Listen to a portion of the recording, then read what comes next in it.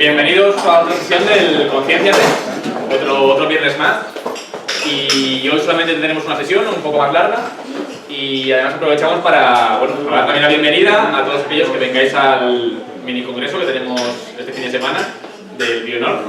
Así que bienvenidos. Y hoy nos va a hablar Mauricio sobre una charla titulada ¿Cómo sabemos que sabemos? Así que un fuerte aplauso para Mauricio.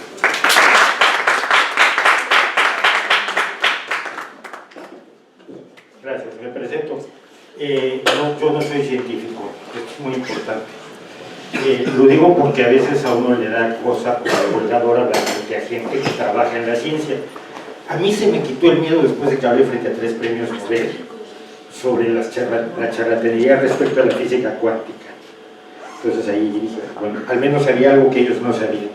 Sobre todo cuando había un carrito con un Renault 4 latas que andaba por aquí por Asturias y por Cantabria, que ofrecía medicina cuántica.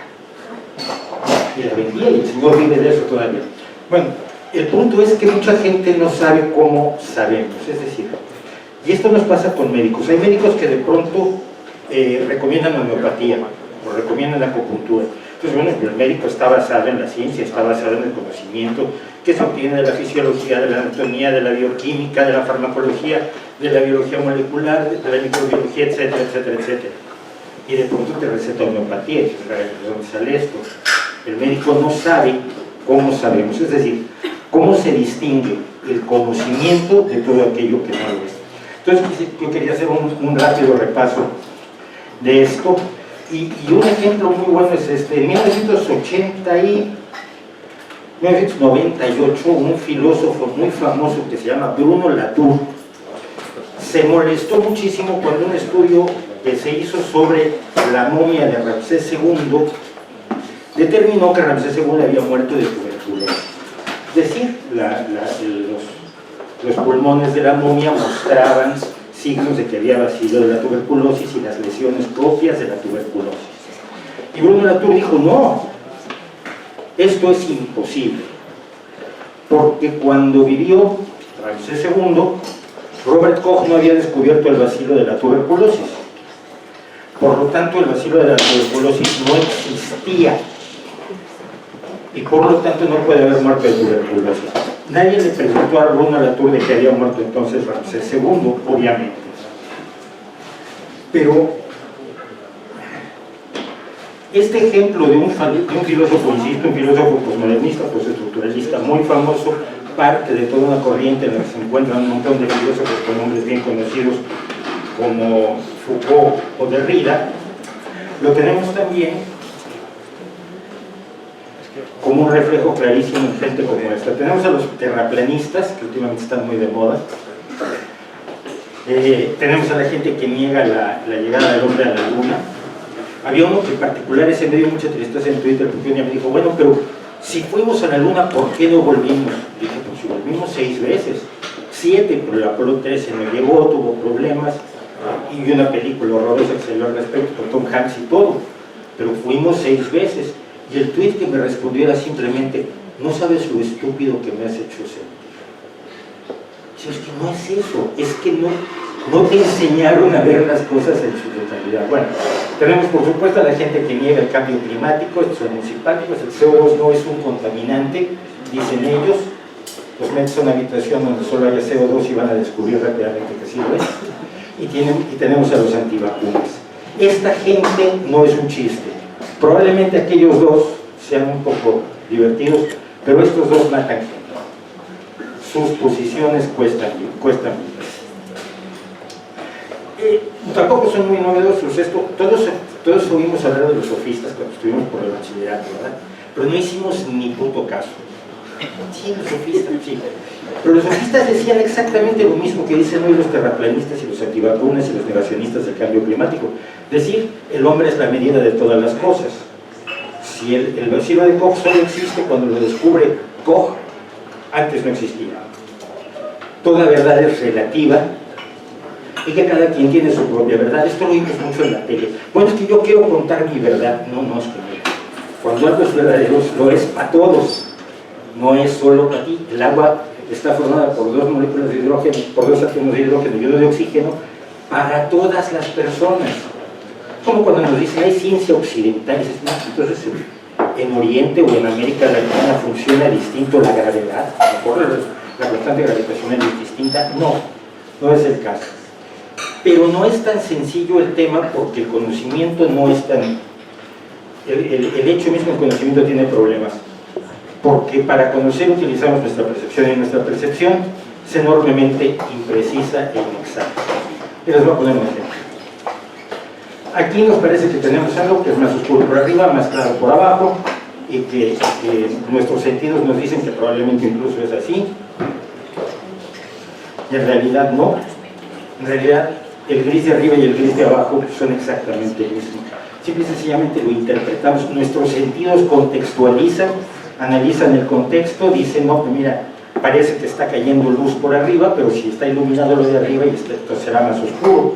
Lo de abajo está en la sombra, por lo tanto debe ser más claro. Sí, nuestros sentidos y los procesos cognitivos que usamos para interpretar lo que nos dicen los sentidos, pues no son del todo fiables. Y estamos también cableados para ver ciertas cosas. Aquí vemos caritas. Son caritas. Estamos diseñados, la evolución nos fue moldeando de modo que busquemos sentido en las cosas. Esto se llama pareidolias, precisamente, cuando buscamos sentido en algo que realmente no lo tiene. Nuestros juicios son muy poco fiables. Yo soy el ejemplo de un mono verde, etíope, que se llama Filiberto. Y Filiberto está comiendo sus cositas aquí y de pronto escucha atrás de él un ruido, se mueven las hojas violentamente. ¿Qué creen que va a hacer Filiberto? No tantos voluntarios, con uno me basta. ¿Qué creen que va a hacer Filiberto? Correr. Salir por patas. Espera, ¿y por qué? ¿Qué pasaría si Filiberto fuera científico? Tuviera una actitud científica. Dijera, oigo un ruido atrás. Mi primo Enrique hace un ruido parecido cuando anda por el bosque. Voy a emitir la hipótesis de que se trata de mi primo Enrique. Giro, y si es Enrique le invito a comer las moras que me estoy empujando yo y todo está muy bien. Si no, soy la cena. Él no se puede dar el lujo de ser científico. Él utiliza una heurística que le dice, tú primero sal corriendo y luego decide. Y nosotros hacemos lo mismo ante muchas cosas. Hay cosas que nos resultan repelentes o atractivas y nuestro juicio está teñido por esas cuestiones. Nuestra memoria es basura, no hay otra forma de decirlo. Mucha gente creía en el pasado que nuestra memoria registraba la realidad como una videocámara. Y si tú te acuerdas bajo las condiciones adecuadas, te acordarás de lo que comiste un día cuando tenías 8 años. No es cierto. Lo que han descubierto los psicólogos experimentales es que nuestra memoria se recrea todo el tiempo. Es más como Wikipedia. Cualquiera le puede meter mano y al final el artículo que estás leyendo no se parece en nada que se escribió originalmente hace 10 años. Y precisamente por eso, incluso en las ruedas de reconocimiento se está dejando de utilizar la memoria. Se ha descubierto que hay muchísimas personas a las que reconocieron como el delincuente y que eran totalmente inocentes gracias a los estudios de ADN. Pero la gente estaba absolutamente convencida que el que estaban señalando era el culpable, porque su memoria había sido influida por sus recuerdos, por sus prejuicios, incluso a veces por lo que te decía la policía, y este no será, porque este es un delincuente muy conocido, así sí es ese. Y genuinamente la gente cree, es posible crear memorias falsas. Esto lo descubrió una psicóloga que se llama Elizabeth Loftus y que nos enseñó que tenemos que ser muy cuidadosos con nuestras memorias porque no son nada fiables. Finalmente tenemos errores de razonamiento bien conocidos, que son las falacias. Por ejemplo, si hay gente que te vende las cosas, es bueno porque es natural. Una gran cantidad de publicidad de hoy en día se basa en, es bueno porque es natural. Es mentira porque va contra las tradiciones. Ahora que están muy de moda las tradiciones, si va contra las tradiciones debe estar equivocado. Es verdad porque mucha gente lo cree. Esta se llama también la hipótesis del millón de moscas. 1 millón de moscas no pueden estar equivocadas, como usted mierda. Es malo porque lo dijo una persona mala. Este argumento lo tenemos constantemente con eso. Es que pasó esto. Ah, no, pero lo dijo uno de un partido que no me gusta nada. Ya, pero eso en realidad no tiene relación con la verdad. Hasta el partido más despreciable que se puedan imaginar, no digan cuál, puede decir algo que es verdad, simple y sencillamente.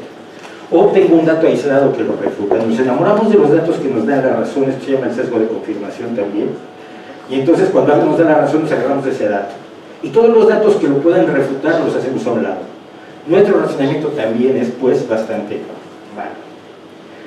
Si todo esto es real, ¿cómo es que tenemos conocimientos reales?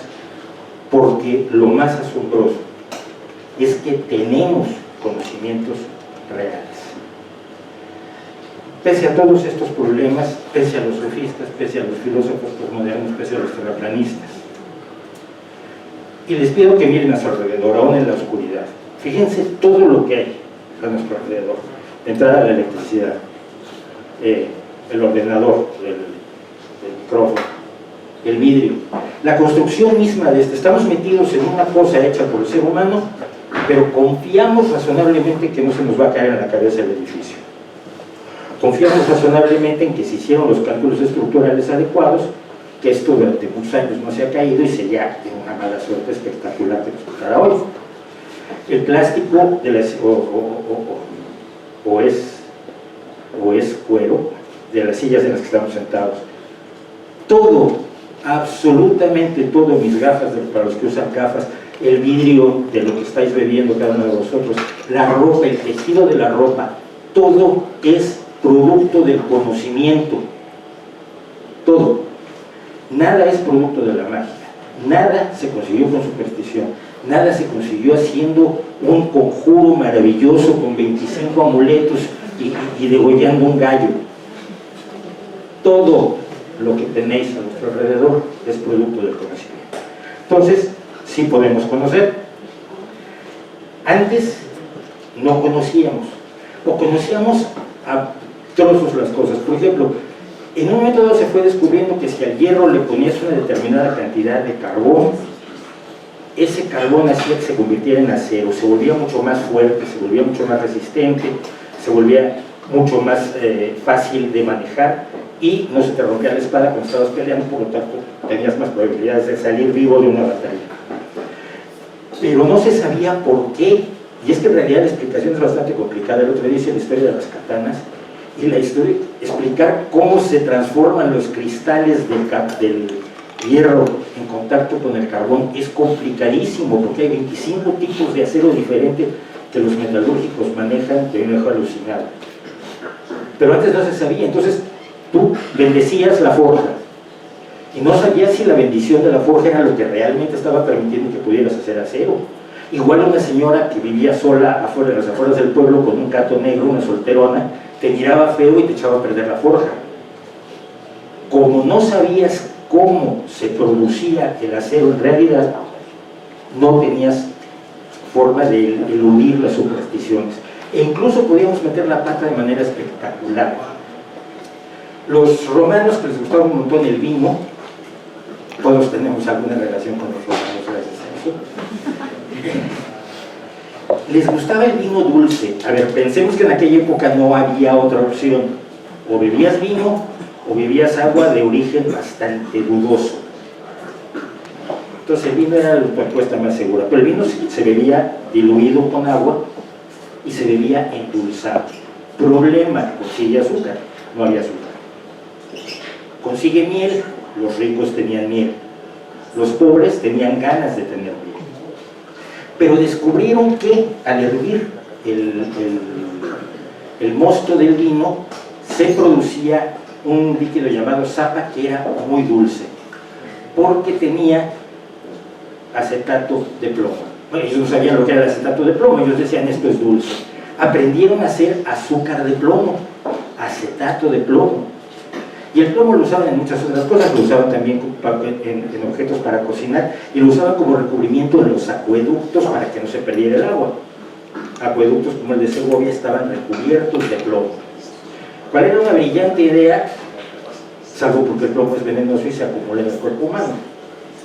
Y esto no lo sabían los romanos. Hay teorías, no están confirmadas, de que por lo menos en parte la caída del Imperio Romano se debió al saturnismo de muchos de la clase dirigente romana. Saturnismo es la enfermedad que se provoca y que es fundamentalmente neurológica, que se provoca cuando te envenenas con plomo. Se envenenaron con plomo, no los romanos, no, por lo menos no todos, no sabemos si así cayó Roma, pero algunos, sin duda alguna, lo hicieron. ¿Cómo adquirir conocimiento? Antes de determinar cómo sabemos lo que sabemos, primero es cómo aprendemos a saber cosas. El ser humano ha utilizado varios procedimientos. El primero es el sentido común. Y todo el mundo habla del sentido. Ahora el menos común de los sentidos. El sentido común es una mierda. Pinchada en un palo. Les voy a poner los ejemplos. Si esto no lo hacen, y desafortunadamente lo hacemos poco todos, pero un día váyanse a un lugar donde, que queden en Asturias todavía hay lugares maravillosos, yo les hago fotografía nocturna allí, lugares donde no haya mucha contaminación lumínica, y tírense a ver el cielo. Simplemente a veces es espectacular, aunque no sean las Perseidas, pero van a notar algo extraordinario. Toda la cúpula celeste gira alrededor de ustedes. Se siente uno de los más guay del mundo. Todo el universo gira a tu alrededor y tú no te estás moviendo. El sentido común te dice que tú estás en tu querida y buena tierra firme, pero todo el universo se está moviendo a tu alrededor. Conclusión de sentido común: el universo gira alrededor de mí.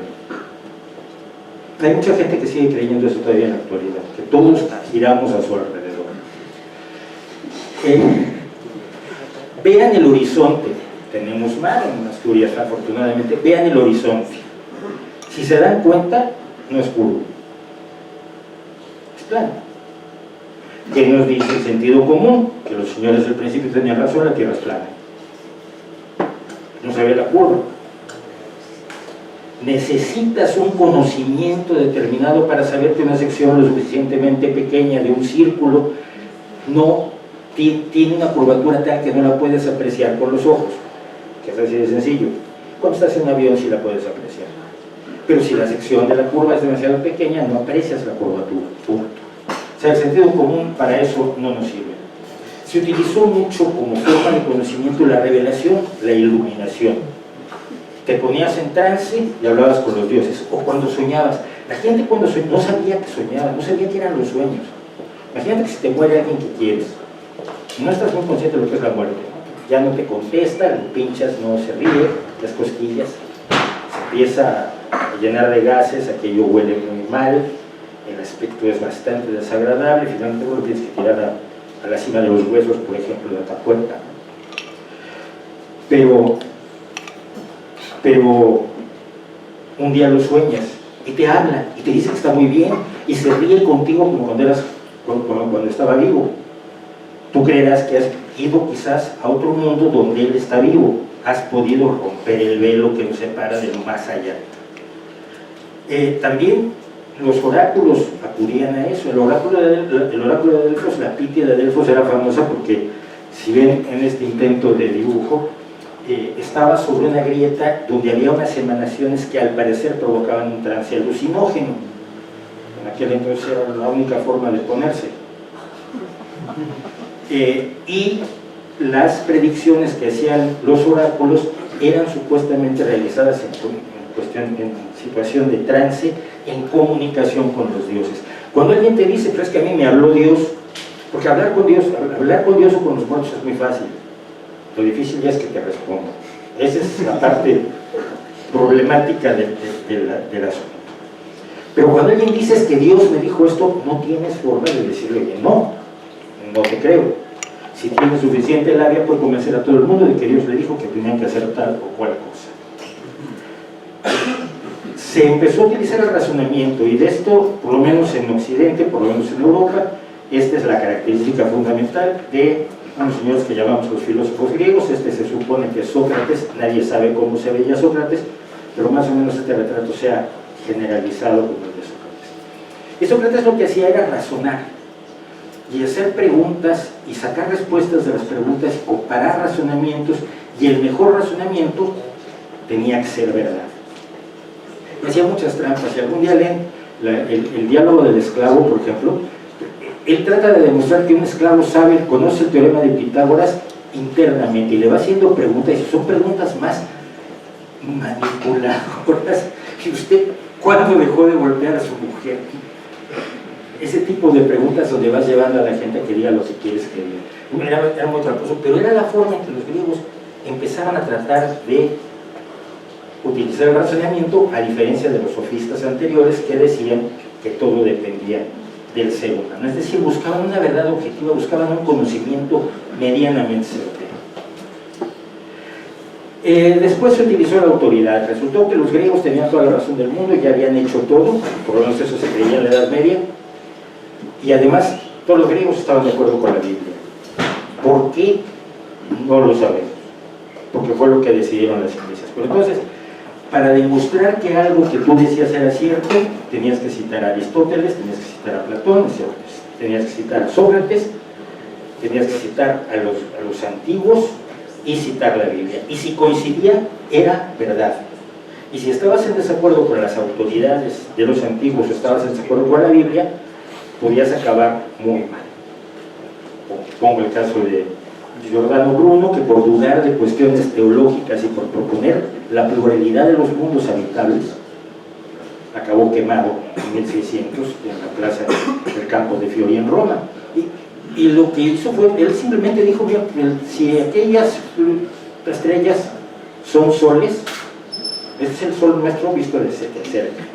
Si aquellos son soles que están muy lejos, pues igual tienen pequeñas tierras alrededor de las cuales viven pequeñas personas, lo cual iba en contra de la idea de que nosotros somos, por supuesto, la corona de la creación, cosa que es bastante dudosa. Pero la escolástica, toda la filosofía escolástica de la Edad Media se fundamentó en la idea del razonamiento, las autoridades, el convencimiento y sobre todo el apoyarse en lo poco que se había salvado de los griegos y los romanos a través, por cierto, de la era de oro, la edad de oro islámica, que se terminó en el siglo XII, empezó dentro de la Edad Media que todavía sigue. Hace 400 años surgió una forma totalmente distinta de buscar el conocimiento, la ciencia.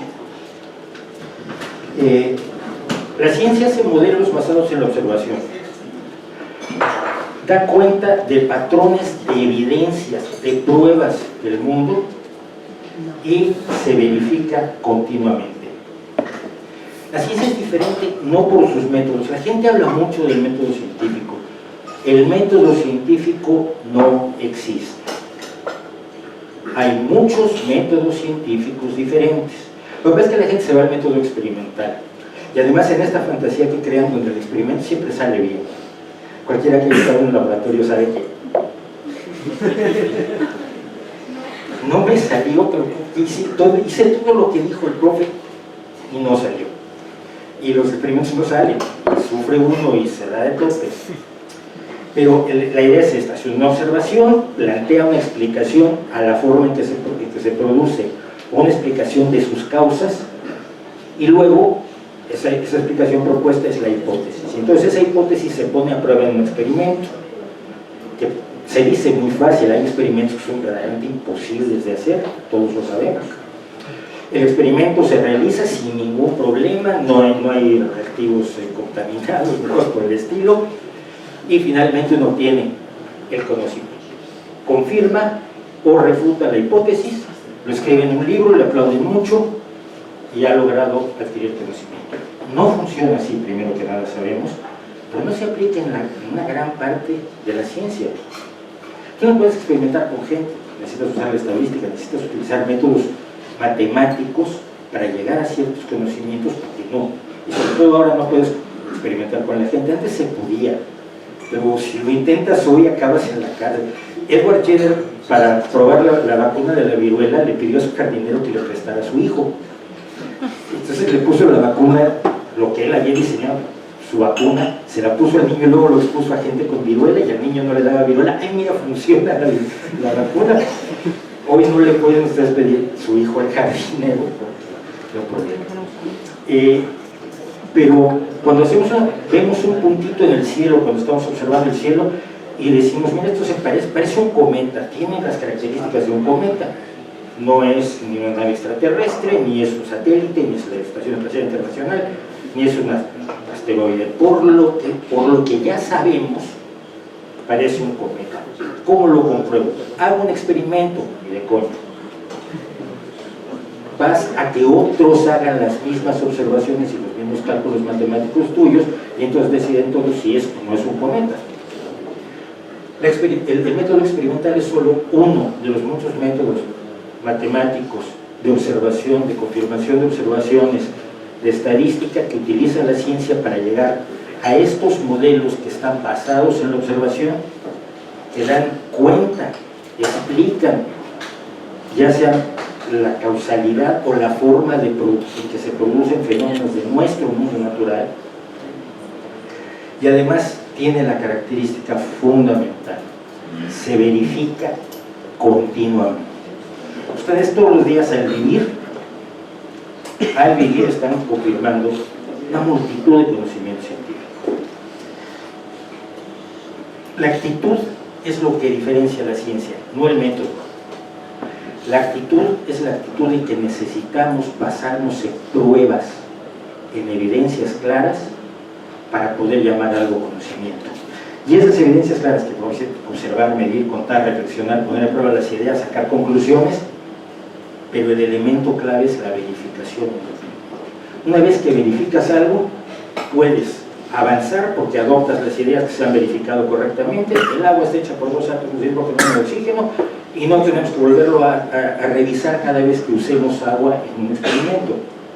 Tenemos ese conocimiento. Y las que se han desechado, las puedes dar por desechadas.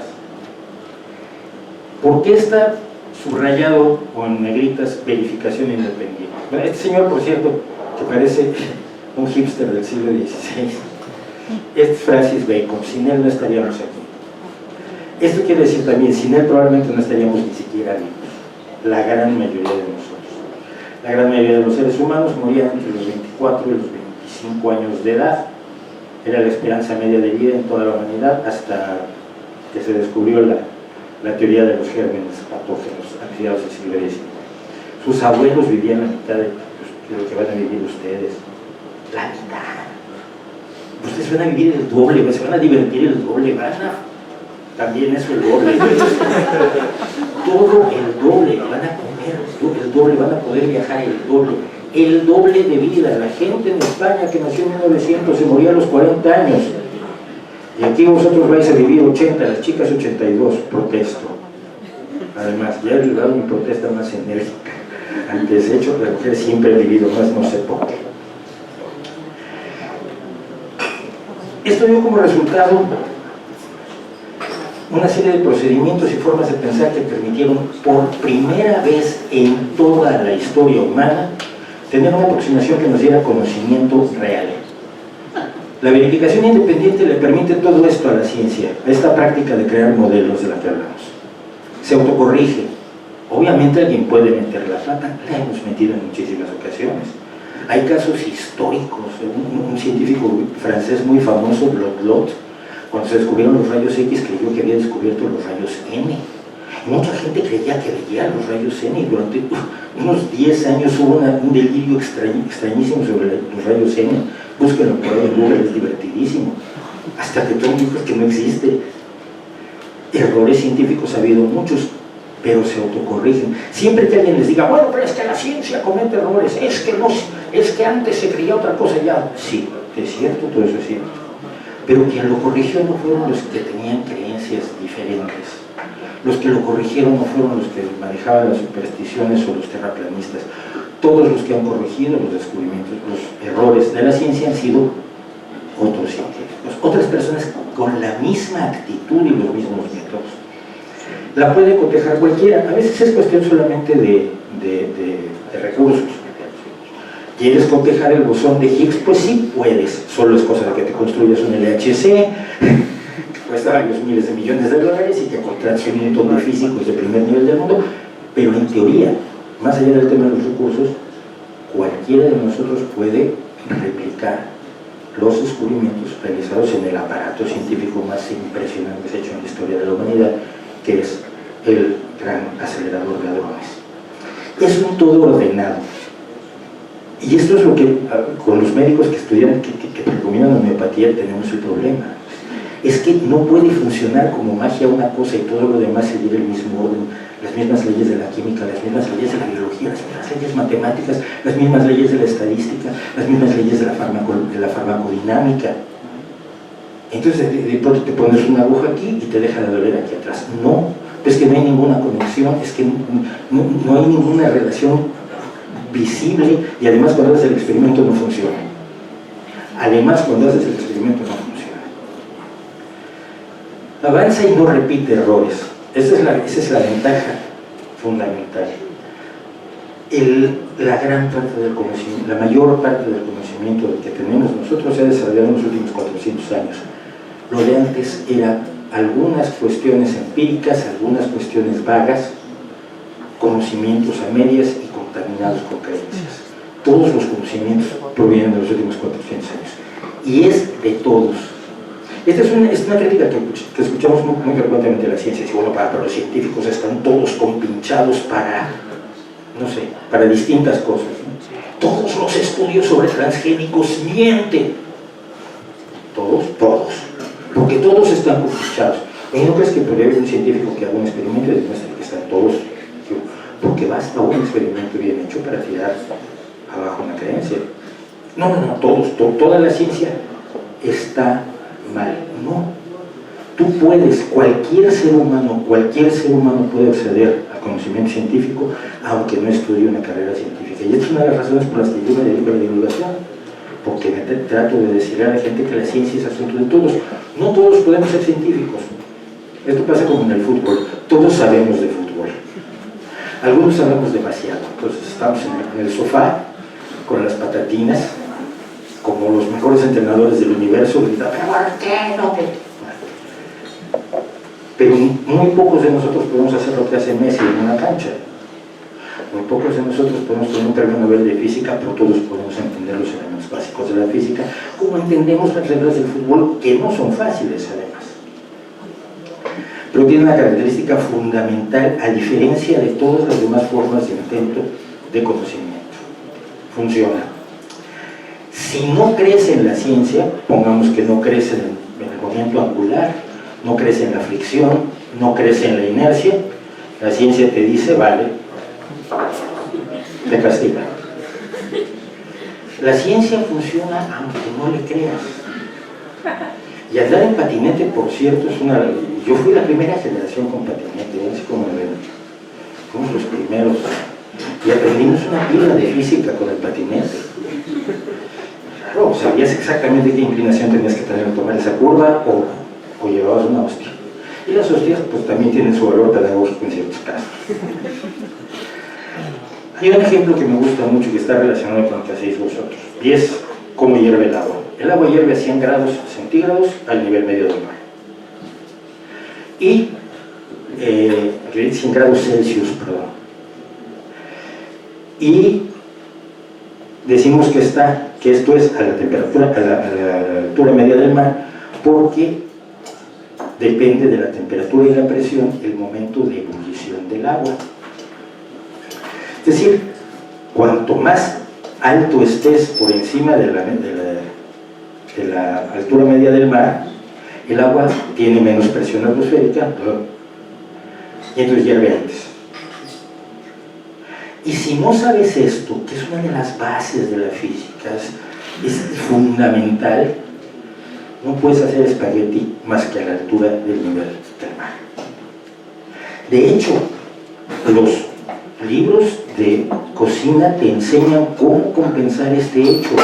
¿Eres un cocinero nada más? Sí, pero tienes que saber que el agua a tal altura hierve distinto y por lo tanto necesitas calentarla más, porque si echas el espagueti en el momento de la ebullición, como lo haces al nivel del mar, como lo hacemos aquí nosotros, te va a quedar mal.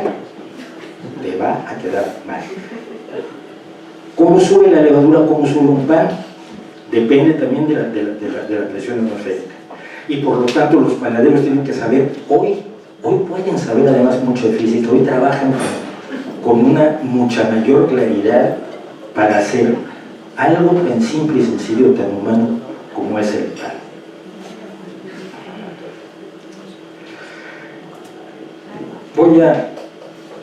Ya me pasé, pero bueno, una cosa importante es que no basta la ciencia, y aquí tengo 3 casos que me parecen espectaculares. Newton pasó la mitad de su vida haciendo numerología con la Biblia para descubrir cuál era el momento del fin del mundo. Lo más curioso es que Newton usaba una Biblia en latín. Mira, si quieres hacer numerología con la Biblia tienes que usar en arameo el Antiguo Testamento y en griego el Nuevo Testamento, porque hacer numerología con el latín no sale. Si saliera la numerología, que no salía. Era astrólogo también el señor Newton. Es una de las mentes más espectaculares que ha tenido la maravilla de disfrutar la humanidad. Lo que hizo ¿por qué las órbitas son elípticas y no circulares? Espera. Bueno, y tuve que inventar el cálculo infinitesimal, pero ya sé por qué. Sí, para explicar por qué las órbitas no son circulares sino elípticas, tuvo que inventar toda una rama de las matemáticas en sus ratos libres. Mientras tanto creó la óptica, creó las leyes de la gravitación universal, etcétera, etcétera. Este hombre es fundamental en nuestra vida hoy. Él inventó el primer sistema para multiplicar el ADN, el PCR, la reacción en cadena de la polimerasa, lo conocéis todos. Kary Mullis. Gracias a él podemos hacer todo lo que hacemos de descubrimiento, de identificación por ADN de víctimas, un papel importantísimo en la criminología, por supuesto en cosas como el estudio de la momia de Ramsés o de los hijos de Tutankamón. Se ha utilizado el PCR para multiplicar. También, por cierto, y con mayor eficacia después, la enzima descubierta por Margarita Salas, que tiene mucha mayor eficacia y puede trabajar con trocitos más pequeños de ADN, con nanogramos de ADN. Bueno, Kary Mullis creía que hablaba con los extraterrestres en la forma de mapaches luminosos. Como la gente sabía que él comía LSD, consumía LSD, le preguntaron: oye, pero tú no estabas en un viaje suco ahí, en un tripi, cuando hablaste con los mapaches. No, ese día no. También era negacionista del SIDA. En realidad era absolutamente despreciable en muchas cosas. Kary Mullis acaba de morir, pero técnicamente en el laboratorio es maravilloso, y lo que hizo fue verdaderamente importante, y le dieron un premio Nobel de Química por la reacción en cadena de la polimerasa. Este último señor es Georges Lemaitre. Georges Lemaitre es un sacerdote jesuita que, haciendo cálculos cosmológicos, descubrió que tenía que haber existido el Big Bang. Es decir, si el universo se está expandiendo según lo descubrió Hubble, pues si pones la película hacia atrás, el universo se va contrayendo y en un momento dado tiene que haber estado concentrado todo en un punto. El señor creía en el Big Bang y en la Biblia al mismo tiempo. La hazaña es enorme, pero ni siquiera sus grandes logros en la física lograron convencerlo de que quizás la Biblia es un mito, como tantos mitos que ha hecho el ser humano, que son bonitos, que tienen su parte poética, su parte de sabiduría antigua, etcétera, etcétera, pero que no son descripciones precisas de la realidad. Y lo que hace que el conocimiento pueda realmente ser útil y podamos diferenciarlo del no conocimiento es lo que se llama el pensamiento crítico. Mucha gente dice que cree que pensar críticamente es pertenecer a una corriente minoritaria de pensamiento. En los extremos de la política se encuentra mucha gente que yo tengo un pensamiento crítico y por lo tanto pertenezco al grupo más pequeño de extremistas de la izquierda por allá o de la derecha por allá, y te hablan de pensamiento crítico sin siquiera poderlo definir. Pensar críticamente exige cuestionar y cuestionarse, es decir, preguntar, dudar de las afirmaciones que se nos hacen, pero también dudar de nuestra interpretación del mundo, porque por todo lo que hemos visto sobre nuestros sentidos, nuestro razonamiento, nuestra memoria, etcétera, etcétera, tenemos que estar menos enamorados de aquello en lo que nosotros creemos. Tenemos que hacer las preguntas correctas. Francis Bacon precisamente decía que la mitad de la ciencia es hacer las preguntas correctas, porque se pueden hacer muchísimas preguntas absolutamente inservibles. un ejemplo. ¿Por qué la Tierra gira alrededor del Sol? Y no me digan que es por la ley de la gravedad, porque existe la gravedad. O sea, la gravedad es una forma de describirlo, pero ¿cuál es la razón profunda? Si se ponen como los niños, todos ustedes no tienen todavía niños, yo ya tuve 2. ¿Por qué? Bueno, ¿por qué? Al séptimo ¿por qué? Te das cuenta que Herodes era un incomprendido. Porque llega un momento en que efectivamente no sabemos por qué la gravedad funciona así, no de otro modo, por qué la constante universal es tal o cual, por qué la relatividad funciona así, no lo sabemos. Y las preguntas filosóficas son muy del estilo ¿de qué color es la tristeza de las piedras? Gramaticalmente es una pregunta correctísima, cuidado, gramaticalmente es impecable, pero asume un montón de cosas, presume un montón de cosas de la realidad en las que no deberíamos entrar para poder hacer las preguntas correctas. Las preguntas correctas se refieren a aquello de lo que podemos tener una determinada certeza. Cuando hagamos preguntas tenemos que establecer los requisitos de la respuesta, es decir, qué pruebas considero suficientes para llegar a una conclusión. Los terraplanistas y los antivacunas y toda esta gente tienen esa característica que es maravillosa. Te dan un argumento, se los demuele y se sacan otro.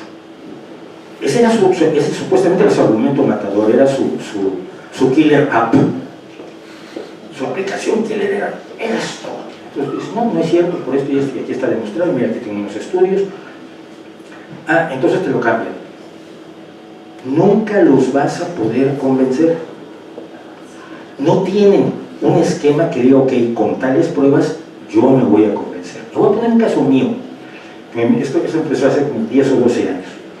Cuando se hablaba ya claramente de calentamiento global, cuando empezaron los trabajos de la ONU, los acuerdos de la ONU sobre el calentamiento global, había una duda legítima sobre su calidad, sobre si era antropogénico o no. Es decir, ¿el ser humano lo estaba causando o era un fenómeno meramente natural, como ocurrieron otros fenómenos a lo largo de la historia climatológica del planeta? Y yo dije, yo tengo mis dudas. Cuando dije, creo que las evidencias son suficientes para afirmar que por lo menos en un gran porcentaje la actividad antropogénica de quema de fósiles en los últimos, desde el inicio de la revolución industrial, provoca el calentamiento global y por lo tanto es buena práctica tratar de quemar menos fósiles para evitar que esto siga empeorando. Entonces me dijeron, pero tú el otro día dijiste algo distinto, ya tenía datos suficientes, pero yo tengo muy claro cuáles son las pruebas suficientes que necesito para cambiar de opinión de lo que sea. A mí se me puede convencer, a estos señores, a los terraplanistas o a los negacionistas del cambio climático, no hay nada que los pueda convencer. Tenemos que tener una forma de valorar correctamente las evidencias que se nos presentan, y esto requiere nuevamente volver al principio y cuestionarnos.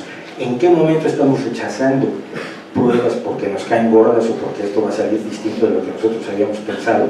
En nuestra cabeza era espectacular. Y estamos siendo deshonestos con nosotros mismos en las pruebas. Y es que eso es la disposición al cambio. Eso es lo que permite que se transformen las posiciones con base en el conocimiento. ¿Cómo sabemos que sabemos? Porque funciona. Pero ¿cómo sabemos que no sabemos lo suficiente? Porque siempre van a cambiar los conocimientos, siempre van a evolucionar, porque siempre vamos a tener mejores modelos de la realidad. Mucha gente te dice, bueno, pues, a ver, es que luego se descubrió que todo lo de Newton era mentira cuando apareció Einstein. Y dices, no era mentira, simple y sencillamente que era un caso particular y se descubrió que había casos más generales. Es decir, a nuestra altura nadie está utilizando la cuántica para construir edificios. Utilizas la mecánica clásica, la física clásica basta y sobra para construir edificios porque están en nuestra escala, en la escala media del universo. Cuando vas a escalas mucho mayores necesitas la relatividad, cuando vas a escalas mucho menores necesitas la cuántica.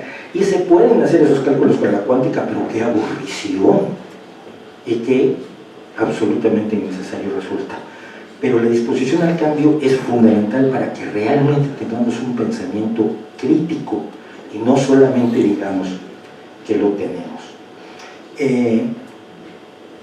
No pensar críticamente nos trae a la pseudociencia y a la anticiencia. Y es mucho lo que tenemos aquí, antivacunas, pseudoterapias. En este momento se ha logrado, por ejemplo, que España empiece a combatir las pseudoterapias, los antitransgénicos, que son una plaga. Yo, como los que son muy astutos, habrán descubierto que no nací por aquí. Soy de origen mexicano, que llevo 20 años en España, mi abuelo es de Llanes, pero yo estoy en la lucha porque los antitransgénicos están gobernando México, y la directora del Consejo Nacional de Ciencia y Tecnología de México, María Elena Álvarez Bullar, que también es, por cierto, descendiente de los españoles, de un gran biólogo español refugiado en México después de la Guerra Civil. María Elena combate a los transgénicos y ha logrado emitir una ley en contra de los transgénicos para que no se utilice la biotecnología en la agricultura, porque con la agricultura del siglo XVII nos basta.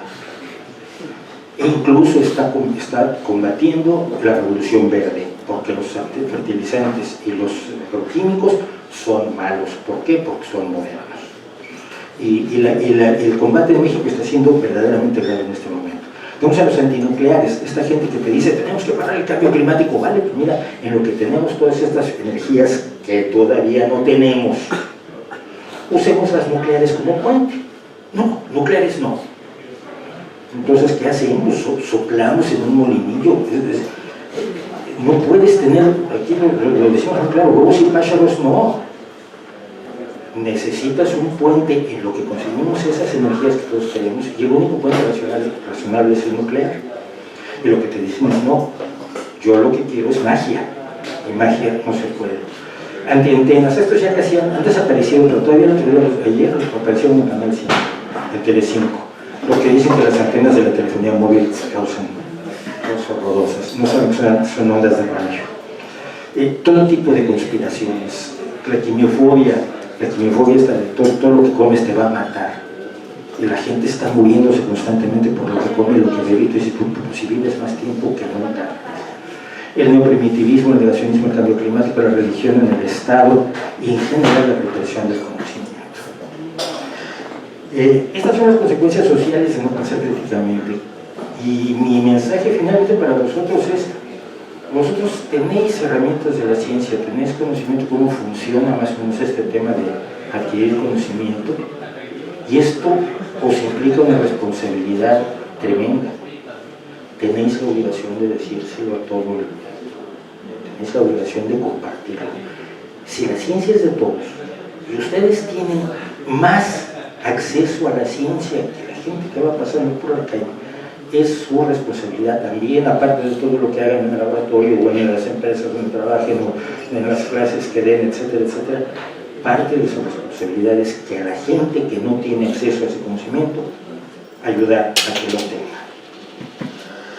Porque, y esto también lo dijo Francis Bacon, que mucha gente cree que lo inventaron los informáticos en los años 70, la información es poder. La información del conocimiento, el saber, a diferencia del creer, es poder. Y la única forma en que podemos realmente mejorar un poco las cosas, y la única forma en que las hemos mejorado, y la única forma en que hemos combatido el hambre, y la única forma en que hemos combatido la pobreza, falta mucho por hacer, pero se ha avanzado.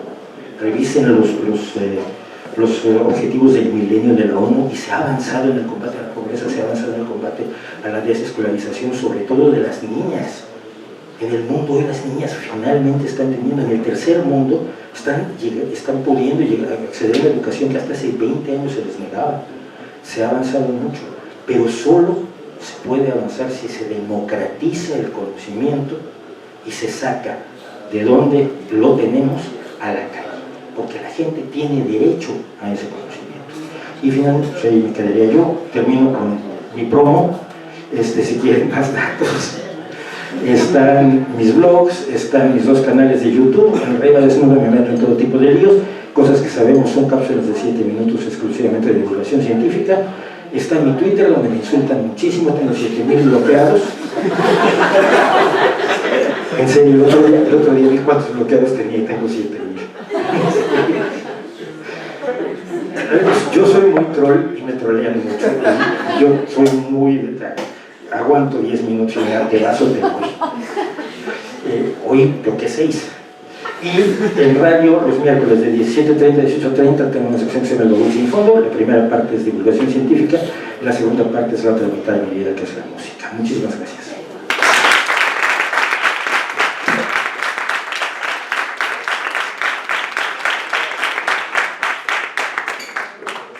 Esa es la parte donde la columna mira el techo. Si hay preguntas, dudas, comentarios, desacuerdos. Sí, tenía una pregunta. Tocabas antes el tema de que la gente de la calle tiene que saber ciencia. Al final, el otro día recuerdo un tuit que vi que se nos pide saber quién es Cervantes, que me parece genial. Obviamente, si no sabemos quién es Cervantes, pues hablamos de España, incluso del mundo. Pero a la gente de la calle no se le pide que sepa lo que es el DNA, no se le pide que sepa lo que es la energía nuclear. Entonces, ¿qué crees que deberíamos cambiar en el sistema educativo quizá o en la divulgación para lograr esto? Todo. Pero como no se puede, vamos a ver por dónde se puede empezar. Primero que nada, se necesita que, y esto ha pasado en los últimos 10 años de manera muy notable, se necesita que los científicos se impliquen más en la divulgación. Antes de la divulgación la hacíamos los científicos como yo. Yo soy escritor de ciencia ficción y guitarrista de rock. Y un enamorado de la ciencia de toda la vida, entre otras cosas gracias a la ciencia ficción. Yo me he dedicado medio siglo ya a la divulgación científica, no menos, pero por ahí. Pero necesitamos que participe más gente, pero que tengan mucho cuidado de no hablar para los convencidos. Está pasando esto mucho en la divulgación. Se hacen eventos de divulgación donde va gente que le gusta la divulgación científica. Sí, pero es que ellos ya no lo necesitan, lo pueden buscar, ya saben usar Google y todas esas cosas. Pero necesitamos llegar a la gente de la calle. ¿Cómo? No lo sé. Yo creo que todos los métodos valen la pena. Yo, por ejemplo, mi personaje en las redes es un tío muy faltón, muy desagradable, la gente me conoce y dice, pensé que me ibas a insultar. Un personaje que cree como un rebelde, porque funciona además para un determinado público. Pero cada quien encuentre cómo explicarle a su, como lo dijo Einstein, si no se lo puedes explicar a tu abuelita, no lo has entendido con tu abuelita. Todos tenemos que pensar cómo explicarle a nuestra abuelita, a nuestros amigos, a los compañeros con los que nos vamos de copas, a la gente con la que jugamos el fútbol o a la gente a la que vamos a conciertos, cómo contarle estas cosas que a nosotros nos apasionan tanto como para que sea vuestra carrera, vuestra profesión, lo que por lo menos de momento planeáis hacer el resto de vuestras vidas. Cada quien tiene que hacer algo con su gente. Yo no creo que haya una sola receta, ¿no? Tengo amigos que son, por ejemplo, Débora García Bello, que es una maravillosa persona que hace divulgación sobre cosméticos y sobre química, autora del libro Que se le van las vitaminas. Es un pan, es dulcísima, no se pelea con nadie y trabaja muy bien en su área. Mi público y el de ella no se hablan, yo creo, directamente. Hay gente que es también mucho más combativa. Tenemos un profesor de física de aquí de la Universidad de Oviedo, que es Sergio, su nombre, el tercer precoz, pues, que hace cosas de física y ciencia ficción. Toma lo que le apasiona, a él le apasiona la ciencia ficción y te explica la física por medio de la ciencia ficción y en qué se equivocan las películas.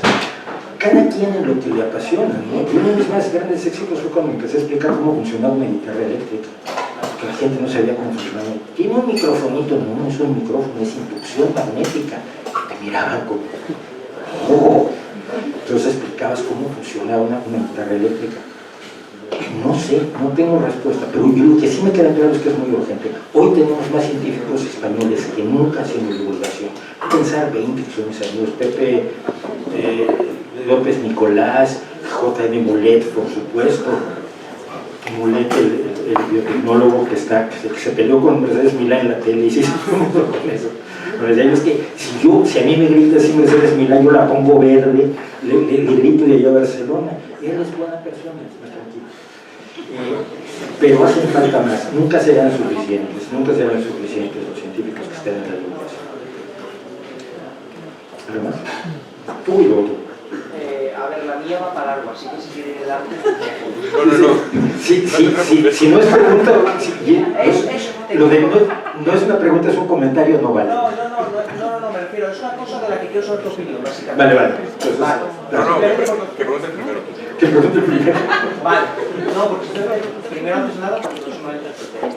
Maravillosa charla, me parece muy necesaria, ¿vale? Eso para empezar. Pero mencionaste antes a los filósofos posmodernos. Y, o sea, y toda la charla, o sea, es una ciencia muy como de la ilustración, ¿no? Del hecho de que la ciencia, al fin y al cabo, pues el progreso nos lleva a mejorar, al fin y al cabo, a alcanzar conocimientos que nosotros no tenían, a mejorar la vida, es verdad. Pero quiero decir, precisamente la posmodernidad es una corriente filosófica o pensar que surge del hecho de que la fe en la ciencia, como herramienta emancipadora, al fin y al cabo nos llevó a 2 guerras mundiales, donde los avances en la técnica, en la química, involucraron gente asesinada como animales en el matadero. Y esto es una cosa que a mí me hizo ver mucho eso, porque yo estudio informática. Y claro, es lo mismo que te comenté que buscamos cuando te salpica a ti. Que me dije, cuando se me comentó que Alemania en el 38 le compró varias computadoras complejísimas a IBM para hacer el censo de las minorías étnicas de Europa Central, que no sabemos para qué. Entonces, claro, esta desconfianza en la ciencia que se nos da ahora, ese sentirlo como algo externo, en parte viene también por eso, porque la ciencia, si bien nos ha dado cosas maravillosas, que tanto comentabas tú, que yo vivo el doble de lo que veían mis abuelos, también nos ha dado cosas horribles que me dio bastante miedo. Entonces, quería cuestionar a eso, al lado oscuro de la ciencia y a básicamente lo que de verdad se le puede enseñar como algo malo, no las magufadas que se escuchan por ahí. Realmente eso, quería estar tu opinión a ese respecto. Vale. Esa reacción es una reacción de una mala comprensión de lo que es el conocimiento. Los científicos no andan buscando cómo matar a la gente, dan la vuelta a la esquina y se encuentran con alguien. Es decir, Einstein no estaba buscando eso cuando descubrió la fisión nuclear.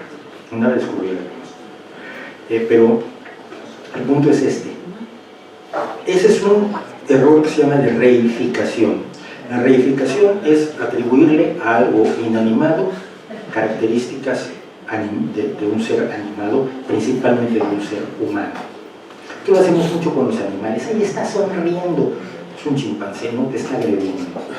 Te parece que está sonriendo, pero si te acerca mucho te arranca la nariz de un mordisco. Nada de todo lo que has mencionado, y ese es el error de los filósofos. Yo soy enemigo de la filosofía profesional. Debo decirlo, si alguien entra a mi canal y ve que me burlo de los filósofos y los filósofos se enojan conmigo muchísimo y me da mucho gusto.